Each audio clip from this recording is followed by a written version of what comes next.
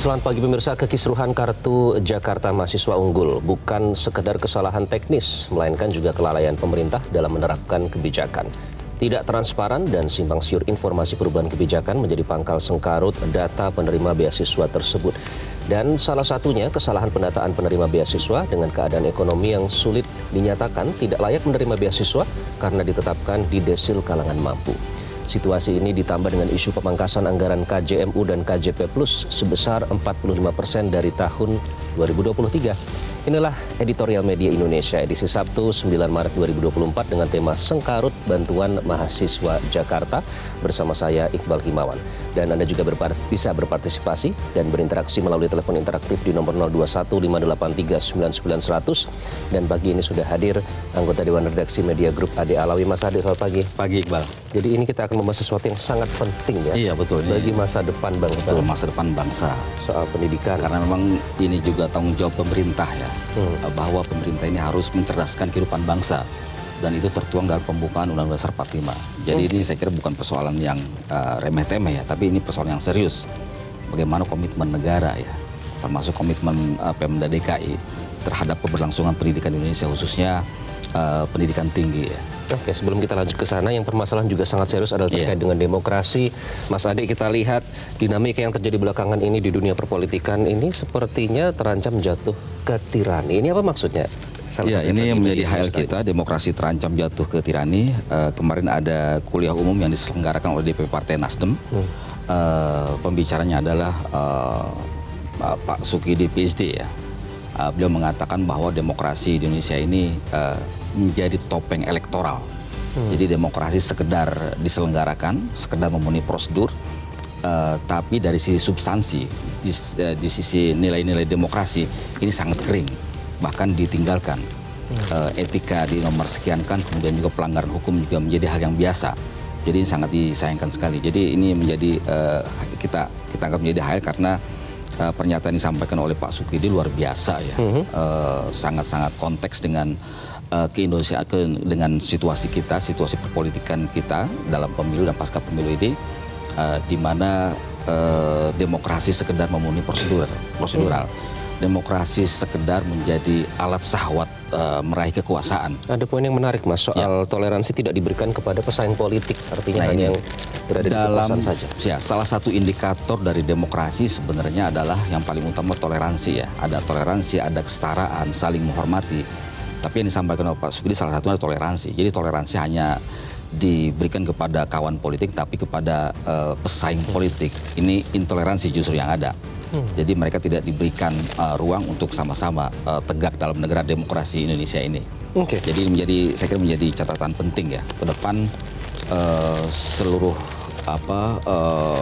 prinsip-prinsip demokrasi, yaitu hukum, kemudian juga etika, ini harus betul-betul ditegakkan.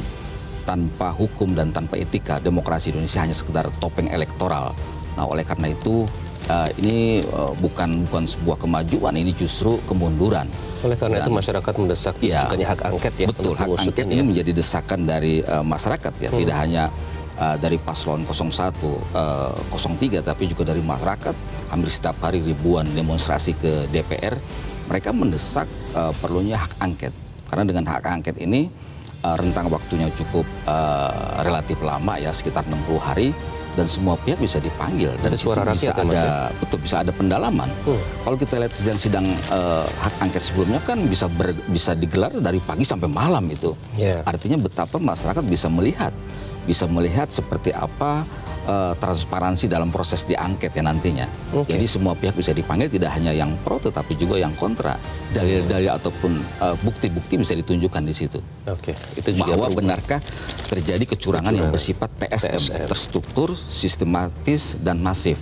Jadi ini kita tunggu, dan terutama dari PDIP, saya kira kita berharap PDIP betul-betul berada di garis depan, tidak layu sebelum berkembang karena tekanan-tekanan gitu. Jadi harus terus maju. Ya, fokus ya. Supaya ini juga jangan sampai kekhawatiran Pak Surya Paloh terjadi, bangsa ini jangan sampai menjadi bangsa yang pragmatis dan hanya berpikir dengan saya kira pendek. Itu bangsa kita pragmatis, termasuk politik ini merupakan juga kemunduran, karena bagaimanapun juga partai politik menjadi instrumen demokrasi, ini juga harus terus berkembang dengan nilai-nilai demokrasi seperti itu. Oke, beberapa hari lagi Mas, selanjutnya kita akan menjelang puasa ya. Iya. Nah nanti diperkirakan Muhammadiyah sudah memastikan, kemudian pemerintah nanti masih akan menunggu sidang hilal. Nah nanti apa yang harus diperhatikan terkait dengan penentuan awal Ramadan ini? Ya, perbedaan kemungkinan bisa terjadi ya. Ini dari sejumlah ahli ilmu falak, dari ahli astronomi kita juga. Kemudian ini kemungkinan terjadi awal Ramadan, kemudian terjadi perubahan ya. Karena kalau kita lihat dari Muhammadiyah misalnya sudah jauh-jauh hari ya dengan metode hisab sudah menentukan bahwa satu Ramadan itu atau awal puasa itu pada hari Senin. Ya. Sementara NU dan Muhammadiyah, NU dan pemerintah ini masih menunggu ru'yat ya. Dan pemerintah sendiri seperti biasa ini akan menggelar sidang isbat, mengundang para ahli dan ormas Islam untuk mendiskusikan dan kemudian memutuskan awal Ramadan seperti apa gitu, seperti apakah misalnya hari Selasa misalnya atau apa gitu. Jadi ini saya kira kita tunggu. Namun demikian perbedaan awal Ramadan ini kan sudah sering kali terjadi ya, karena basis ataupun metode pendekatannya berbeda untuk menentukan awal Ramadan. Jadi ini sesuatu yang menurut saya sangat-sangat ilmiah gitu, bisa dipertanggungjawabkan secara ilmiah perbedaan ini. Jadi mari kita hormati perbedaan itu. Termasuk jemaah An-Nazir ya di Kabupaten Goa, Sulawesi Selatan yang juga akan mulai berpuasa pada Senin. Tapi yang jelas katanya Lebarannya Mas nanti akan sama ya kemungkinan. Akan sama. Diperkirakan. Nah itu nanti kita akan lihat karena kita tentu sudah biasa dengan perbedaan ini. Itulah yang mewarnai negeri dan Indonesia. Itu bagian dari sikap toleransi ya. Kita menghargai perbedaan itu. Betul. Tapi yang tidak bisa ditoleransi adalah kecurangan Mas yang dilakukan oleh PPLN. Ini yang terkini adalah ada 6 dari 7 tersangka yang diserahkan. Ternyata yang 1 DPO. Perkembangan kasus ini sejauh mana Mas Ade? Ya ini kabar gembira ya. Kabar gembira di tengah berbagai kasus pelanggaran pemilu. Ini kemudian tidak ditindaklanjuti. Kalaupun toh ditindaklanjuti diberikan hukuman yang sangat-sangat ringan. Dan ini saya kira kabar baik ya, terjadi akibat dari kekacauan penyelenggaraan dari panitia pemilihan luar negeri di Kuala Lumpur ya. Jadi pemilihan di Kuala Lumpur ini terjadi kekacauan, kemudian ada banyak permainan di sana, misalnya mengotak-ngatik data pemilih, kemudian juga penggelembungan dan sebagainya. Nah, ini kemudian diproses ya, jadi ada pengawas di sana juga. Pengawas di sana melakukan proses secara mendalam, kemudian diserahkan kepada Baris Krim untuk dilakukan proses hukum selanjutnya. Dan berkasnya sudah dimasukkan ke Pengadilan Negeri Jakarta Pusat ya. Dan ini menurut saya sebuah kemajuan ya, tinggal bagaimana nanti majelis hakim memutuskan. Kita harap penegakan hukum betul-betul terjadi dan ada efek jerak kepada para pelakunya. Ini 6 tersangka ini luar biasa, ketuanya juga terkena juga di sini. Termasuk tersangka. Ini menurut saya kabar gembira ya, meskipun kita masih harus menunggu seperti apa vonisnya. Tapi yang paling penting adalah aparat penegak hukum termasuk juga pengadilan harus betul-betul menjadikan kasus di PPLN Kuala Lumpur ini sebagai momentum ya. Momentum bagaimana penyelenggaraan pemilu di luar negeri khususnya ya, ini harus betul-betul serius dilakukan dengan berbagai aturan yang sudah ditetapkan. Jangan ada yang kemudian bermain-main dalam aturan itu. Jangan kemudian bermain-main dan memenangkan salah satu paslon ya atau peserta pemilu. Jadi ini menurut saya kabar yang sangat bagus sekali. Tinggal kita tunggu bagaimana proses hukum selanjutnya. Kita harap ada efek jerak terhadap para pelakunya sehingga betul-betul ke depan tidak ada lagi kasus-kasus dugaan kecurangan. Oke, dan juga kita harapkan tidak ada lagi perbedaan data yang menyebabkan mahasiswa ini jadi bingung nanti gimana mau melanjutkan kuliah karena terutama mereka dari kalangan tidak mampu ya. Nah, kenapa ini diangkat oleh media Indonesia menjadi editorial hari ini, Mas? Ya, ini sangat serius sekali ya. Ini terkait dengan praktek birokrasi kita, terutama di Pemprov DKI ya, terkait dengan para peserta yang jumlahnya sekitar 13.000 mahasiswa yang memiliki kartu Jakarta Mahasiswa Unggul. Jadi kartu Jakarta Mahasiswa Unggul ini ada dari kalangan saudara-saudara kita yang tidak mampu, yang mereka berangkat dari desil 1 sampai desil 4. Jadi desil itu adalah pemeringkatan kesejahteraan. Jadi desil 1 itu sangat miskin, desil 2 miskin, desil 3 hampir miskin dan desil 4 hampir miskin, rentan miskin. Nah, apa yang terjadi pada birokrasi Pemda ini terkait dengan para pemegang kartu KJMU ya? Mereka ternyata terblok ya. Mereka tidak bisa lagi menerima bantuan dan mereka dalam akun KJMU-nya disebut tidak layak menerima. Nah, padahal hampir semuanya mereka ini betul-betul dari keluarga yang tidak mampu. Nah, ini saya kira sebuah tindakan yang gegabah ya. Meskipun pejabat Gubernur DKI Heru Budi Hartono mengatakan bahwa perubahan ini langkah ini dilakukan karena Pemda melakukan sinkronisasi dan cleansing. Menurut pejabat Gubernur DKI diduga ada sejumlah penerima KJMU ini sudah naik kelas menjadi keluarga mampu dan memang awalnya memang keluarga mampu kemudian mungkin dibikin tidak mampu gitu sehingga kemudian menerima KJMU.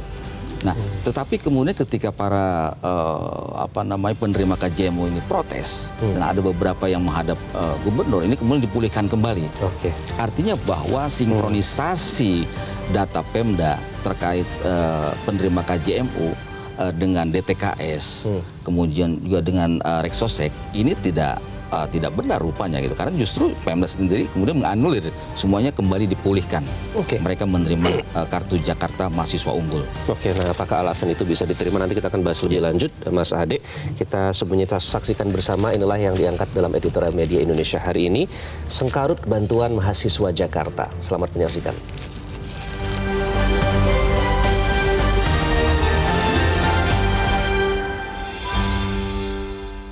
Sengkarut Bantuan Mahasiswa Jakarta.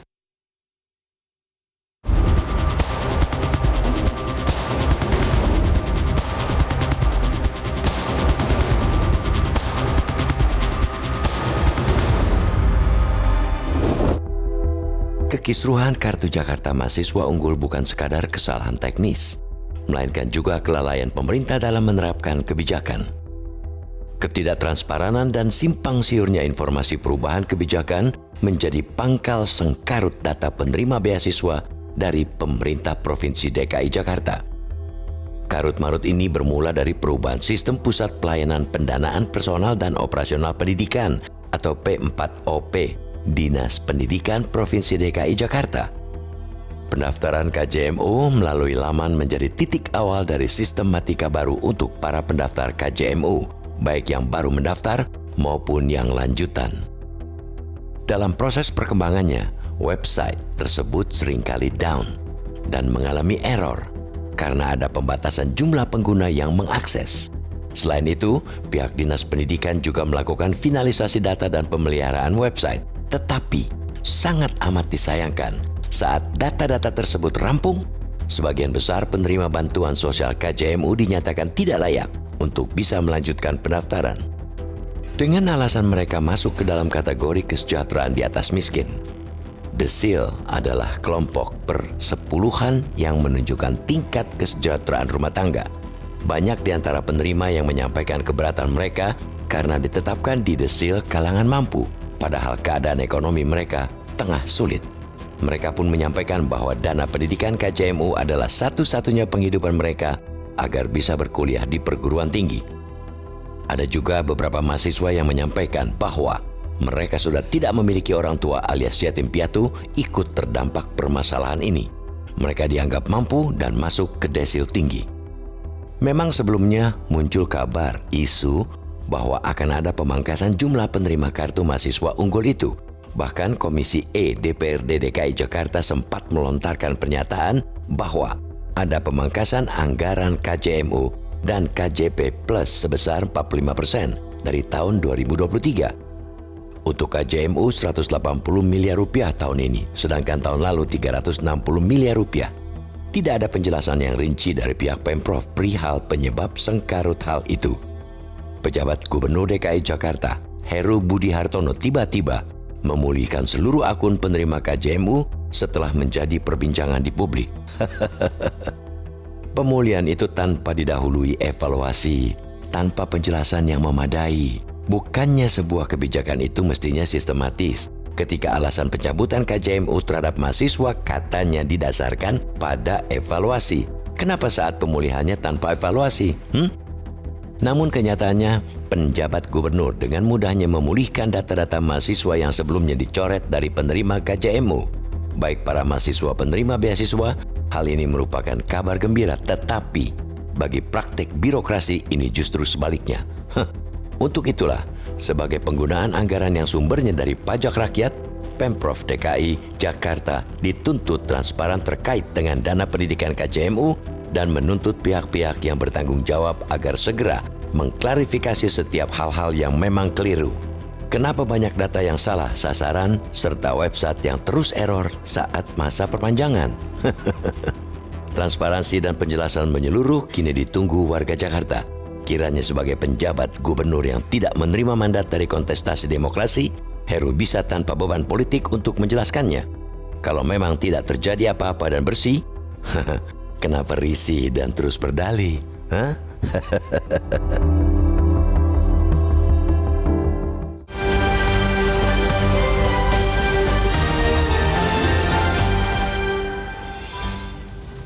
Sengkarut bantuan mahasiswa Jakarta itulah yang menjadi topik dalam editorial media Indonesia kali ini. Pemirsa, kami undang Anda untuk berpartisipasi melalui nomor telepon 0215839900. Namun kami harus jeda terlebih dahulu. Tetaplah bersama kami di editorial media Indonesia.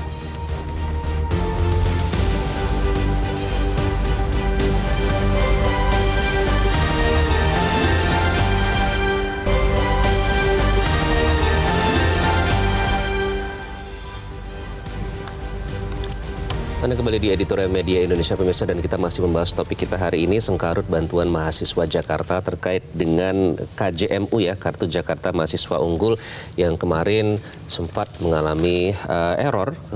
Namun ini disorot bukan hanya kesalahan teknis tapi juga ada kelalaian pemerintah di situ. Dan untuk membahas lebih lanjut, kita langsung bergabung bersama pengamat pendidikan Doni Kusuma melalui sambungan telepon. Pak Doni, selamat pagi. Selamat pagi Mas Iqbal dan Mas Ade. Pak Doni, selamat pagi. Semoga selalu sehat. Pak Doni, kalau berbicara soal pendidikan itu kan ya kita tidak pernah lelah ya, karena ini selalu ditekankan bahwa ini adalah masa depan bangsa begitu. Nah, sekarut ini yang terjadi saat ini.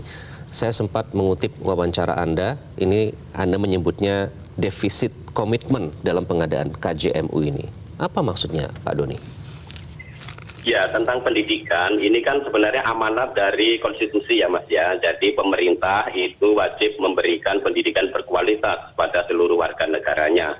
Memang yang gratis itu kan yang pendidikan dasar ya, yang 9 tahun wajib belajar.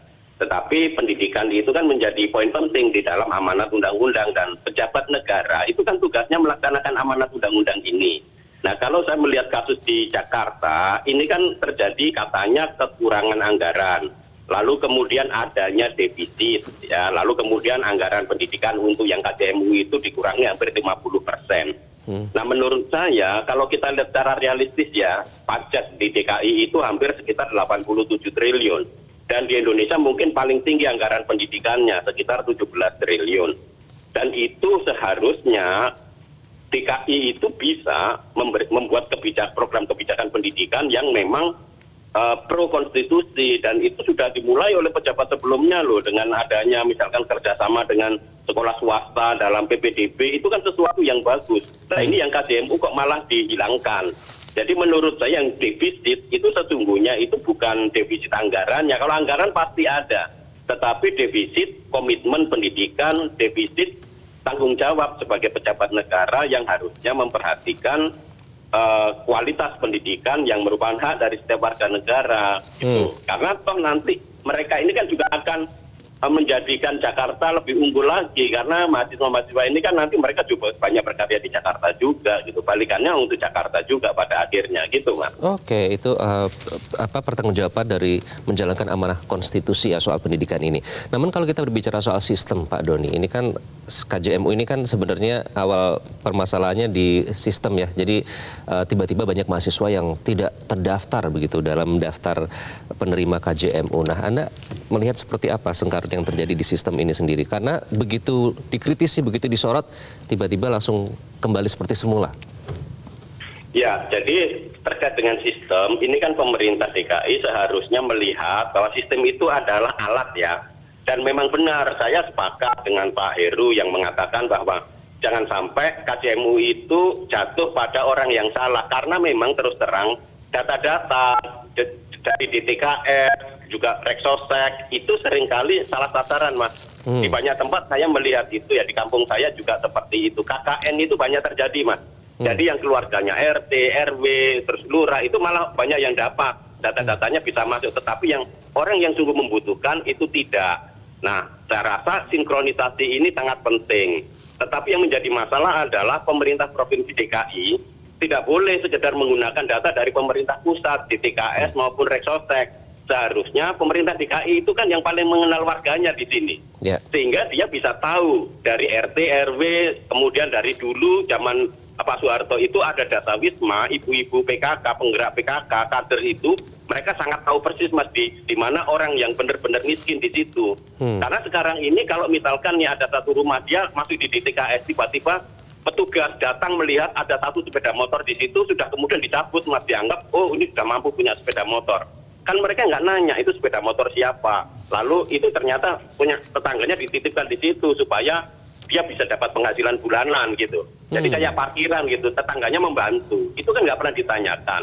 Jadi, oke, sinkronisasi data boleh gitu kan, tetapi harus dilihat tujuannya dulu, dan data-data itu harusnya sesuai dengan realitas. Kan prinsip sinkronisasi itu adalah supaya anggaran pendidikan itu terpakai oleh mereka yang berhak gitu ya. Kalau misalkan ditemukan banyak data-data sekarang ini, oh ternyata anggota tentara, polisi, ternyata juga dapat KJMU.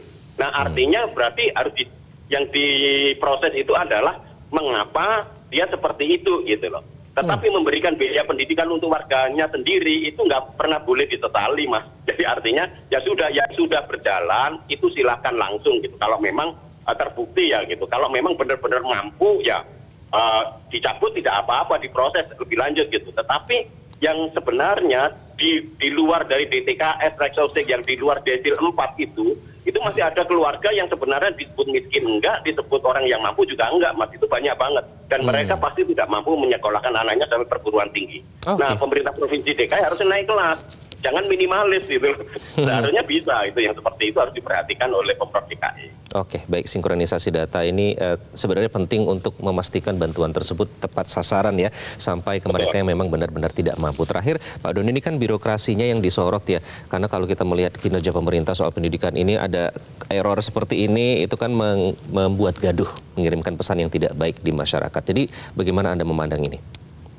Ya, kita ini kan negeri viral ya. Segala sesuatu kalau sudah viral baru kemudian diproses. Saya rasa ini sebuah proses pertanggungjawaban publik pejabat negara yang buruk menurut saya ya. Artinya pejabat negara itu nggak perlu nunggu viral gitu. Ada 1-2 kasus, tetapi secara kualitas itu merugikan layanan pendidikan rakyat, seharusnya sudah langsung kemudian diproses. Jadi ini sebenarnya kembali ke tadi, Mas, masalah komitmen dan hati dari para pemimpin untuk melayani rakyat, melayani warganya gitu. Jangan nunggu ada viral. Kalau nunggu ada viral ini kan kasihan, mereka nggak semuanya punya HP. Ada yang orang-orang miskin, orang-orang yang tidak mampu, nggak punya akses untuk teknologi digital, dan mereka ini ngomongnya kemana? Nggak ada kan? Yang harus hadir, datang dengan mata, dengan hati, dengan kepedulian, ya para pejabat itu turun ke bawah melihat realitasnya. Nggak usah nunggu viral, nggak usah nunggu di publikasi baru kemudian, oh ada perubahan-perubahan seperti itu. Dan ini saya rasa sikap pejabat negara yang belum melayani warganya. Maka ini yang harus kemudian dievaluasi dan direfleksikan, Mas. Baik, terima kasih Pak Doni. Terima kasih, Mas Iqbal dan Mas Ade, pengamat pendidikan. Terima kasih sudah bergabung dengan Editorial Media Indonesia. Banyak poin yang menarik tadi. Sebenarnya ternyata sinkronisasi data itu penting karena jangan sampai salah sasaran. Tapi kalau Anda melihat ini gimana, Mas Ade? Ya, ini terbukti ya ketika dipulihkan semuanya tanpa evaluasi, tanpa penjelasan kepada masyarakat. Ini menurut saya penting harus dilakukan oleh Pak pejabat Gubernur DKI Pak Heru Budi Hartono, melakukan evaluasi terhadap kinerja aparaturnya. Ini kan Pak Heru Budi kan pasti kan dapat laporan dari bawahannya. Oh, berdasarkan sinkronisasi data dengan DTKS, dengan Reksosek, ini ternyata para penerima KJMU tidak layak menerima bantuan dari pemerintah. Nah, ini kan harusnya kan tidak hanya sekedar sinkronisasi di atas kertas ya. Atau sebaliknya ya mungkin Tetapi ya, malah banyak yang tidak, yang seharusnya menerima malah tidak masuk data. Begitu Betul. ya? Nah ini kan harusnya kan terjadi dilakukan verifikasi ke lapangan. Karena pemerintah DKI ini kan punya struktur sampai ke bawah, sampai ke RT. Nah, RT-nya lah harus melakukan verifikasi di lapangan. Jangan kemudian digebiah, mereka yang menerima KJMU kemudian diblok ya, tidak lagi menerima KJMU dan mereka dinyatakan tidak layak menerima KJMU. Nah, ada beberapa yang saya kira juga mencuat di permukaan. Mereka misalnya orang tuanya pedagang kue.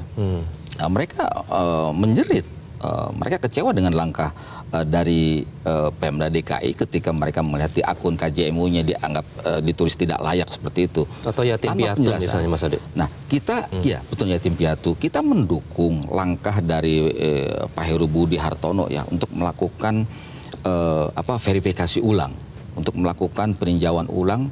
Mungkin barangkali beliau sudah mendengar suara-suara barangkali penerima KJMU ternyata banyak dari keluarga yang mampu misalnya. Tetapi ini kan harusnya diawali dengan penjelasan kepada masyarakat ya, juga kepada penerima KJMU bahwa Pemda DKI akan melakukan verifikasi ulang terhadap penerima KJMU. Jangan sampai dana APBD yang notabene ada dari pajak rakyat ini terjadi penyimpangan. Nah, ini kan bagian dari akuntabilitas ya, verifikasi ini kan harusnya dijelaskan terlebih dahulu langkah-langkahnya seperti apa. Selain sinkronisasi, selain cleansing juga ke lapangan tidak gitu. Ini kan buktinya kan tidak ke lapangan. Nah ini yang saya kira harus betul-betul bagaimana Pemda DKI terlebih adalah pejabat gubernur DKI dalam kerjanya betul-betul akuntabel. Karena ini menyangkut dengan hajat mahasiswa untuk mencapai untuk mencapai tujuan mereka lulus S1 ya. Dan langkah ini kan kalau secara filosofis kan sangat membantu sekali ya, bansos ini ya. Banyak kalangan-kalangan, jadi keluarga yang tidak mampu, mereka ingin anaknya mencapai tingkatan yang tinggi dan tidak ada, kemudian dibantu oleh Pemda. Ini kan betul-betul luar biasa sebenarnya secara filosofis ya. Inilah saya kira keadilan sosial. Jadi ini langkah yang menurut saya harus harus betul-betul bagaimana tata kelola pemerintahan DKI ini, Pemprov DKI, tata kelola yang menurut saya harus berbasis good governance. Yakni ada akuntabilitas, ada transparansi, ada partisipasi di situ. Jadi kalau prinsip-prinsip good governance ini ditetapkan, dipraktikkan secara baik oleh Pemda DKI, ini tidak mungkin terjadi sengkarut ini. Ini kan alasannya macam-macam.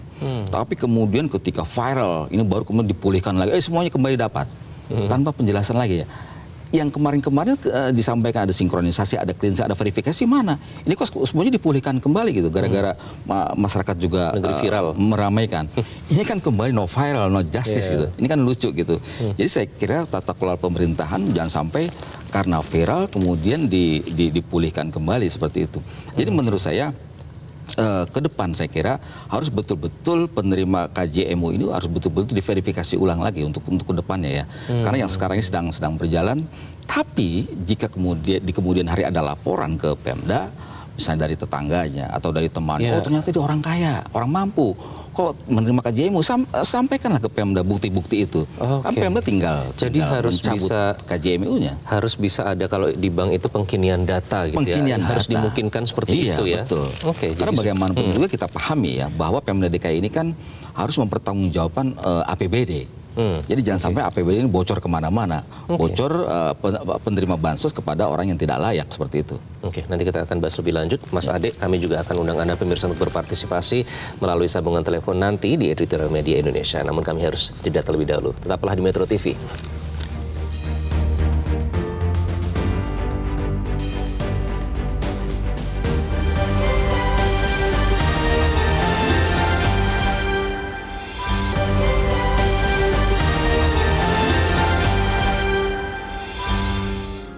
Media Indonesia mengajak Anda untuk mengakses fitur premium e-paper.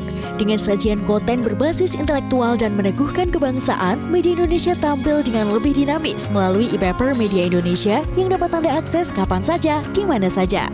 Caranya mudah, download aplikasi Media Indonesia di Android atau ketik link e-paper.mediaindonesia.com atau bisa scan QR Code pada layar kaca Anda. Klik tab e-paper di bagian samping layar tablet Anda. Daftarkan data diri, serta pilih paket berlangganan e-paper Media Indonesia sesuai dengan kebutuhan Anda. Nikmati juga bonus spesial tambahan 4 halaman rubrik fokus setiap hari.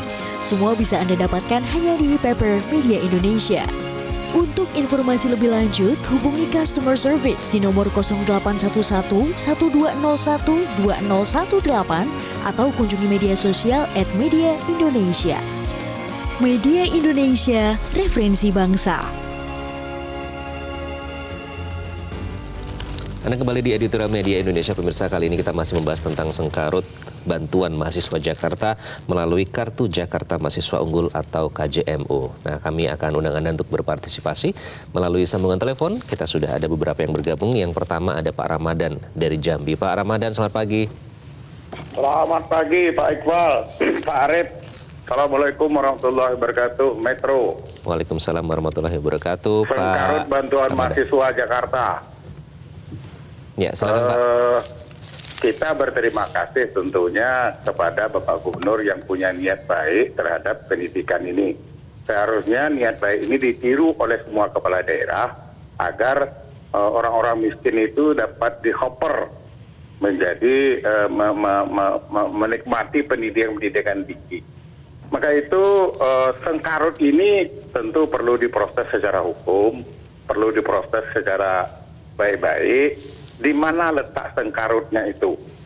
Maka Pak Gubernur, sengkarut ini segera diulang lagi, reka ulang lagi. Jakarta punya sistem pemerintahan yang sangat rapi dan bagus.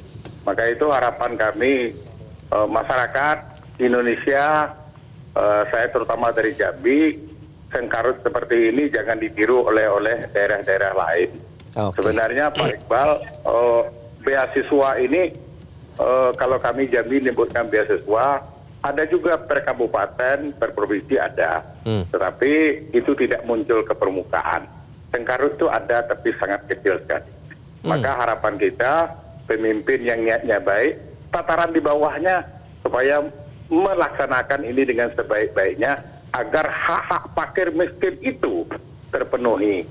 Maka apabila Anda melakukan fakir miskin dengan tidak adil, maka Allah akan menghukum Anda. Itu pesan saya Pak Iqbal. Oke. Terima kasih Metro. Baik. Sadarkan diri kita ini adalah pemimpin. Pemimpin itu adalah orang untuk orang fakir miskin. Oke. Assalamualaikum warahmatullahi wabarakatuh. Waalaikumsalam warahmatullahi wabarakatuh. Pak Ramadan, terima kasih. Sepertinya sebentar lagi mau berulang tahun karena Ramadan ya.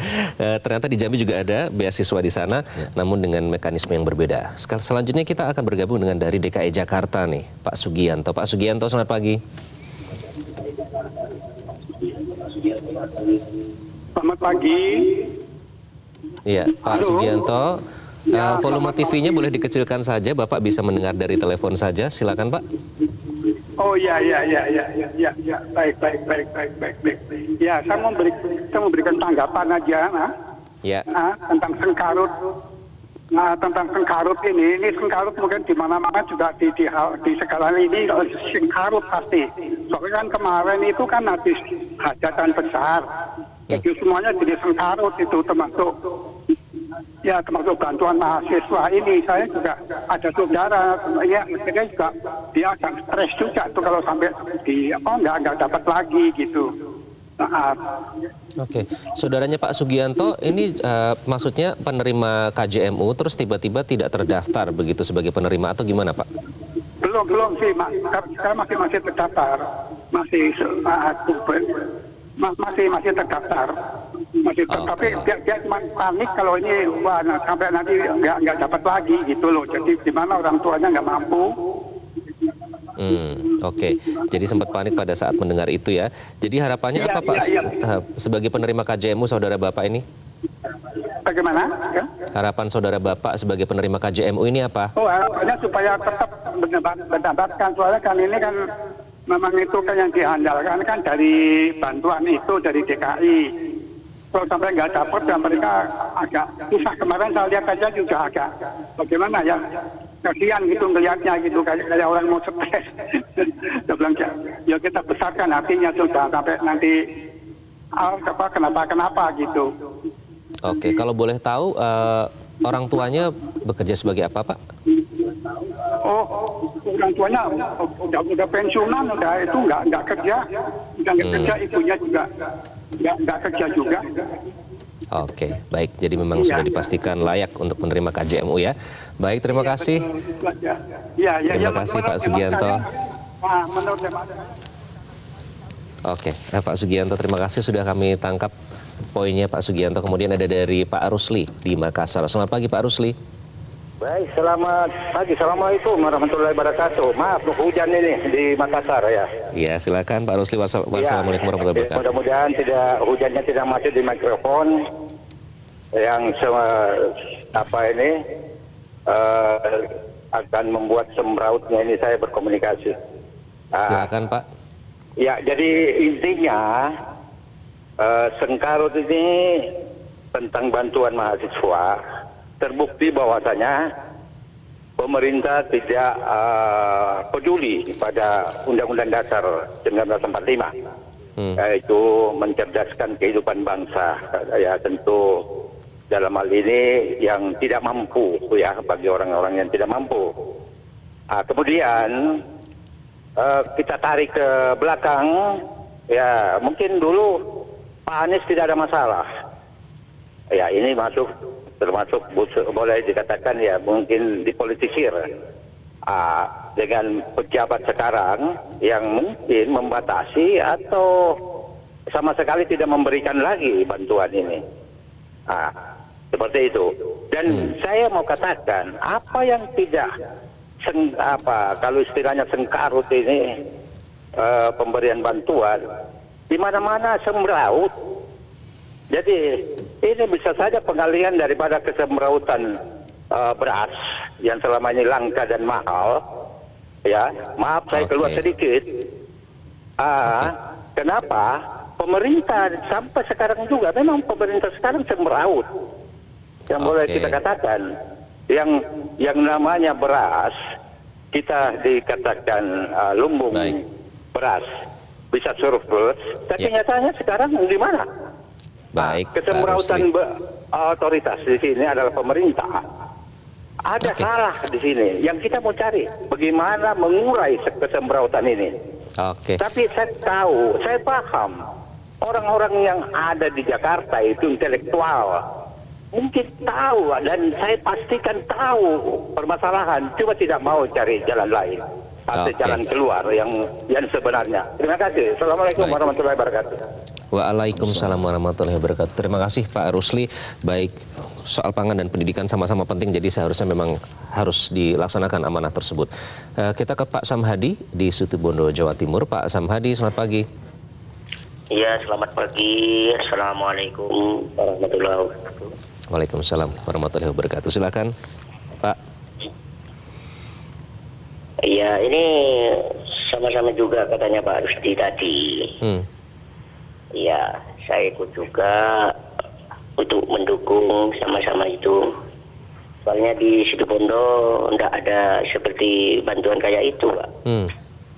Beasiswa tidak ada, Pak? Di daerah Jawa Timur. Pak Samhadi, ada beasiswa tidak di sana, Pak? Ya, ada. Tapi saya termasuk saya enggak dapat apa-apa dah, Pak. Oke, Bapak menempuh pendidikan begitu, tapi tidak mampu sehingga berharap ada program seperti ini begitu? Iya. Soalnya saya benar Pak, saya tidak mampu. Tapi saya mulai tahu nggak dapat apa-apa, nggak dapat bantuan apa gitu.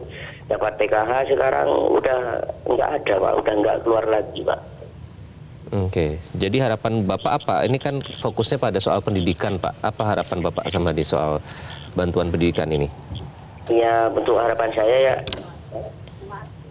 ya pokok harapan saya ya harus ditangani Mbak. Gimana rakyat kecil, gimana gitu, orang yang nggak dapat harus dapat gitu Pak. Oke, baik, tepat sasarannya intinya. Terima kasih Pak Samhadi bergabung dari Situbondo, Jawa Timur.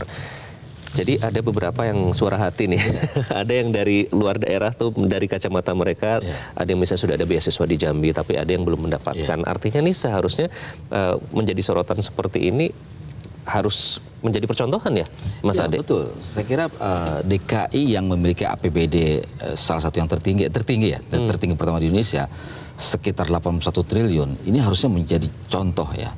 Menjadi contoh kepedulian pemerintah daerah terhadap warganya.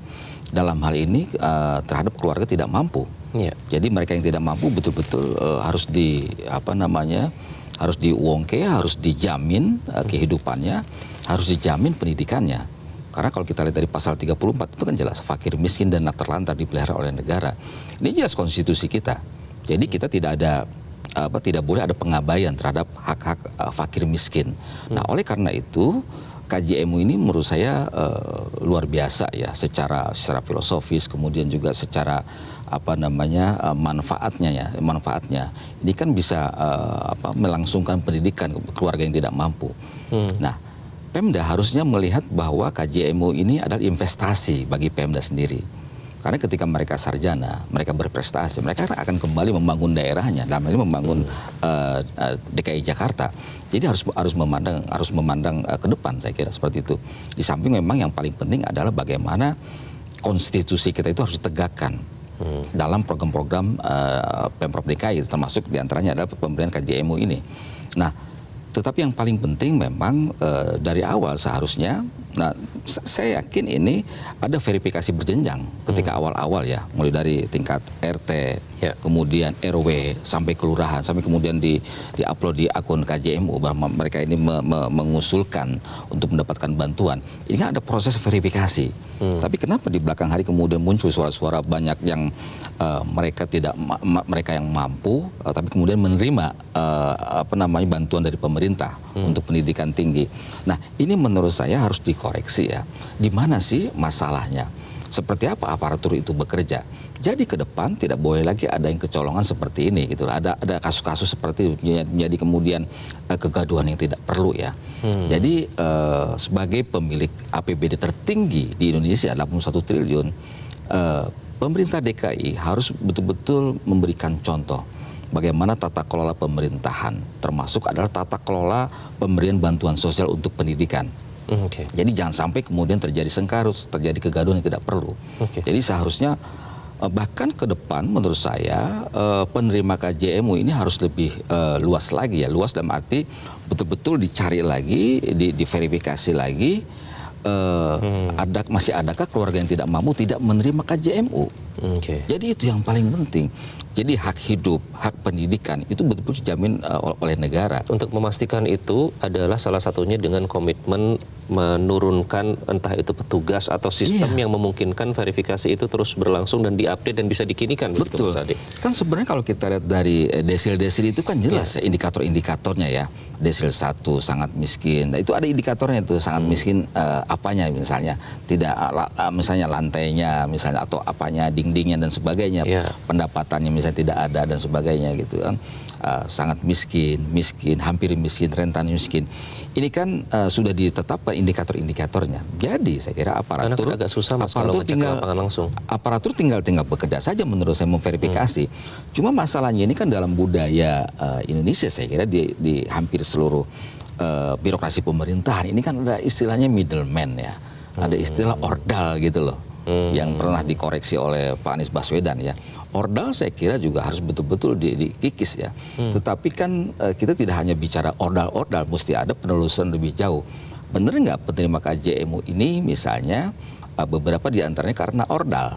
Artinya sehingga kemudian tidak tepat sasaran bantuan itu yang harusnya untuk orang miskin, untuk orang yang sangat miskin, rentan miskin misalnya, hampir miskin, tapi kemudian yang menerima adalah orang yang keluarga mampu dari desil 5 sampai 10.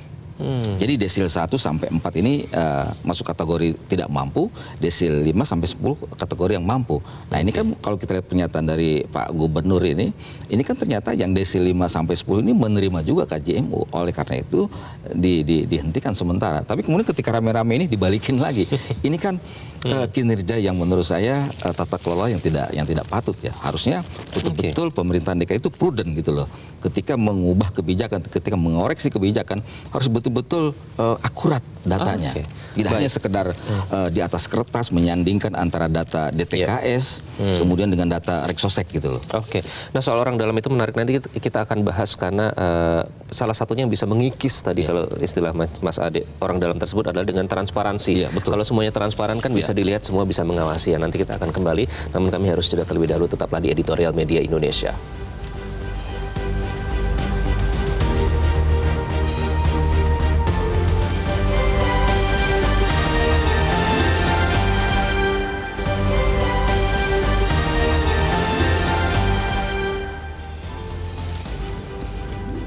Anda kembali di Editorial Media Indonesia. Mas Ade, salah satu yang penting harus dilakukan ini adalah soal aspek transparansi untuk memastikan bahwa lagi-lagi bantuan KJMU ini tepat sasaran. Nah, secara sistem seperti apa yang bisa dibangun, diperbaiki?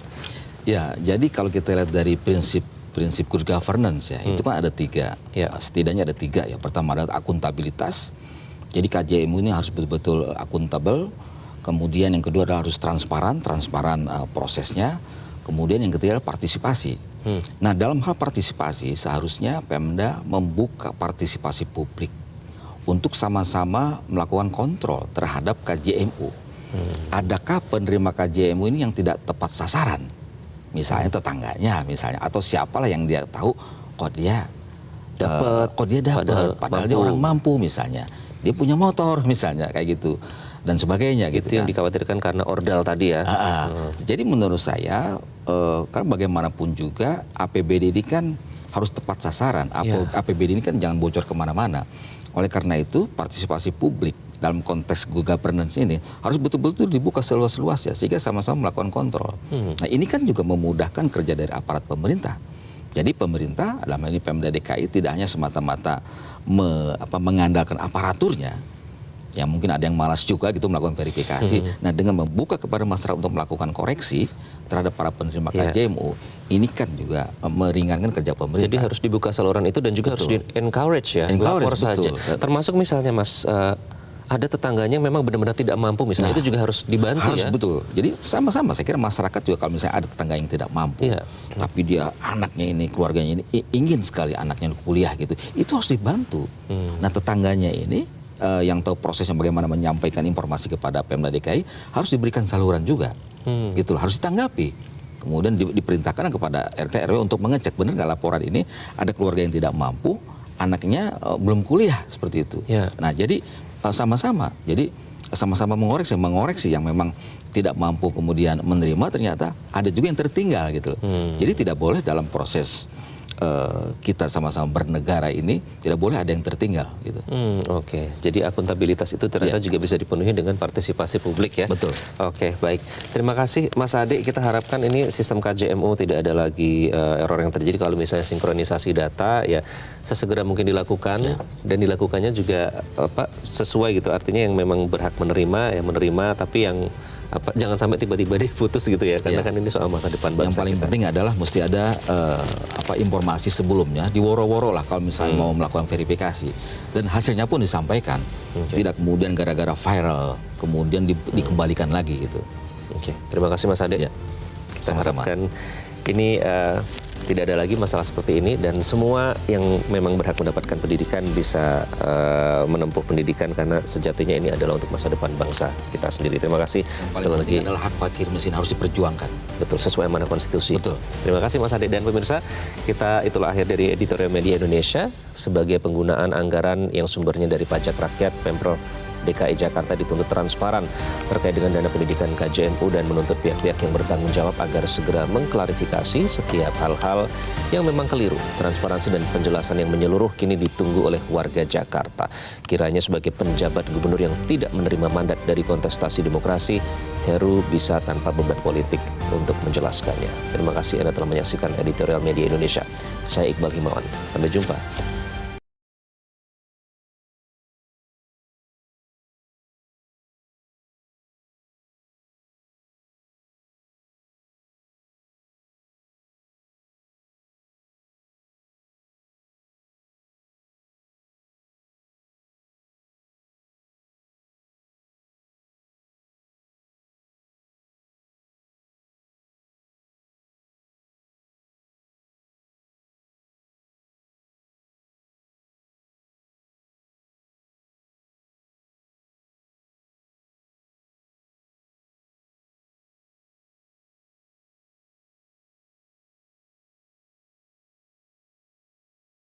Jelajahi cara baru mendapatkan informasi. Download Metro TV Extend sekarang.